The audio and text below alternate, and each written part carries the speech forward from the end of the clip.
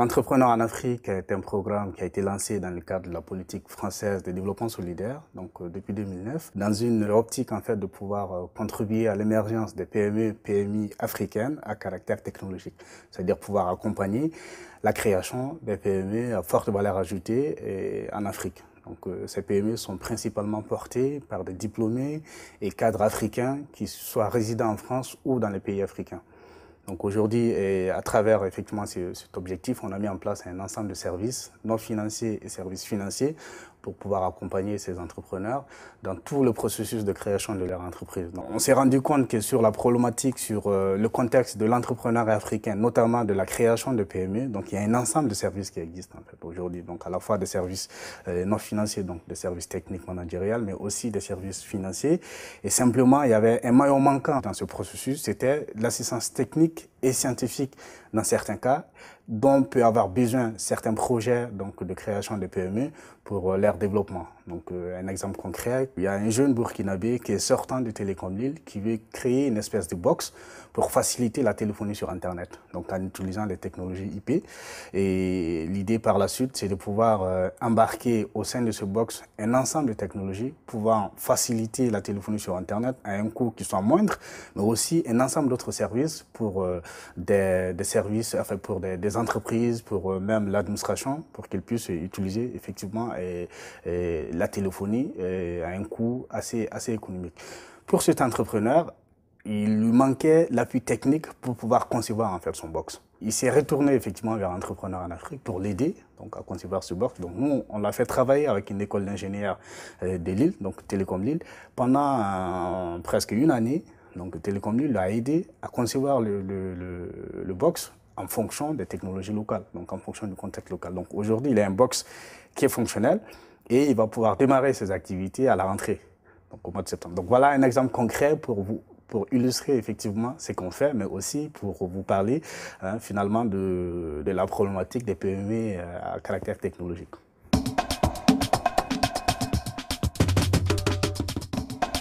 Pour un entrepreneur africain qui veut créer son entreprise en Afrique, donc effectivement la première chose sans doute, je pense que tous les professionnels de l'accompagnement à la création d'entreprise vous le dira, c'est sans doute accompagner l'entrepreneur à faire d'abord une étude de marché, une étude de faisabilité qui soit suffisamment solide et qui va sans doute refléter en fait la réalité du contexte de son entreprise. Et pour cela, soit effectivement l'entrepreneur a des compétences pour le faire lui-même, soit l'idéal, c'est de pouvoir passer plutôt par des structures locales qui souvent sont financées pour pouvoir accompagner ces entrepreneurs pour réaliser une étude de marché. La deuxième chose, c'est d'arriver à monter donc un plan d'affaires qui soit suffisamment solide, qui soit suffisamment bancable et qui va pouvoir servir en fait finalement d'outil pour non seulement aller démarcher en fait les éventuels financières, donc que ce soit les banquiers, mais aussi les investisseurs, mais aussi qui va servir en fait de fil conducteur pour l'entrepreneur pour la suite de son projet. Donc pour quelqu'un qui est dans une phase de création d'une entreprise, il y a pas mal de difficultés d'accès au financement, puisque les investisseurs ou les banques en général sont assez frileux en fait pour pouvoir financer la phase de création. Par contre, si l'entreprise est dans une phase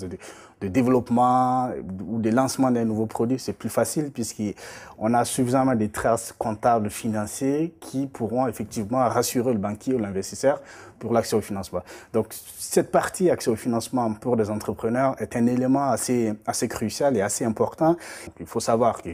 le banquier ou l'investisseur en général n'investiront dans un projet que d'abord si le projet est bancable. Donc il faut forcément, encore une fois, on revient sur l'aspect étude de marché, étude de faisabilité. Donc il faut forcément prouver,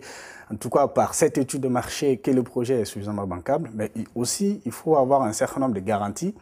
au-delà de l'aspect technique, un certain nombre de garanties financières. Les produits banquiers en fait, qui sont proposés aux PME, forcément derrière, au-delà de l'aspect apport personnel, on va vous demander une garantie particulière. Donc soit l'entrepreneur a lui-même une garantie à déposer auprès de la banque pour avoir accès à son financement, soit il peut passer par certaines structures qui sont spécialisées en fait dans la garantie bancaire. Donc il y a un certain nombre d'instruments qui existent en fait pour pouvoir faciliter aussi cette garantie. À défaut, en fait, pour l'entrepreneur d'avoir lui-même une garantie, donc il faut s'adresser effectivement à ces structures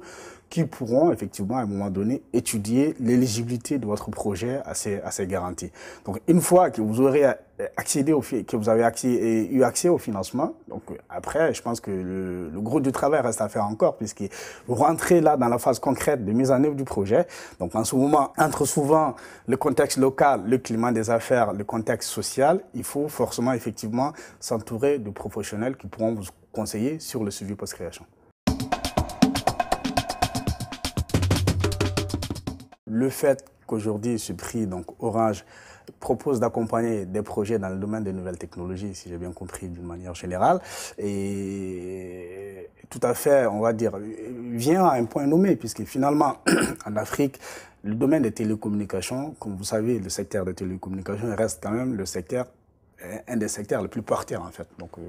sur le marché économique africain. Donc le fait de lancer un concours dans ce secteur et de pouvoir donc finalement par effet de ricochet inciter les gens à aller en fait dans ce secteur, donc c'est tout à fait bénéfique à la fois pour les personnes qui vont se lancer en fait sur ce domaine, mais aussi en fait pour le contexte économique africain. La deuxième des choses est le fait que derrière il y a un financement, mais aussi un accompagnement technique, c'est un certain nombre de garanties qui pourront rassurer en tout cas l'entrepreneur, qui sait que s'il se lance et qu'il est devenu lauréat donc de ce concours, derrière il n'est pas seul en fait finalement pour mettre en œuvre son projet, puisque d'un côté il a accès à un financement, quel que soit le montant, mais au moins c'est un financement, on vient d'en parler, l'accès au financement reste problématique pour ces entrepreneurs, donc pour lui c'est sans doute un apport assez conséquent, mais le fait qu'il a accès aussi à un suivi technique, à un accompagnement technique, c'est aussi une garantie à n'est pas du tout négligée, qui reste très important, puisque pour l'entrepreneur qui démarre,